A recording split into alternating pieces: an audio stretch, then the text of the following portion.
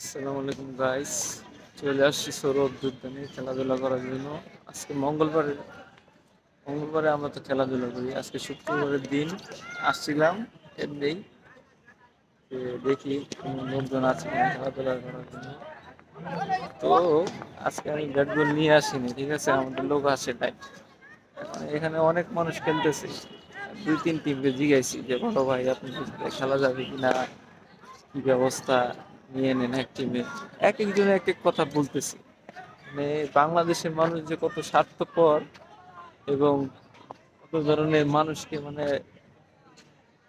ভালোবাসে না, হ্যাঁ, ঘৃণার চোখে দেখে, এটা বুঝে যাচ্ছে আজকে।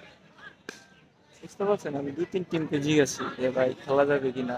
সে এক একজনে এক এক বাহানা দিচ্ছে যে ভাই লওয়া যাবে না, আমাদের প্লেয়ার বেশি, হ্যান ত্যান চক্কর চক্কর এগুলো করতেছে, বুঝছেন।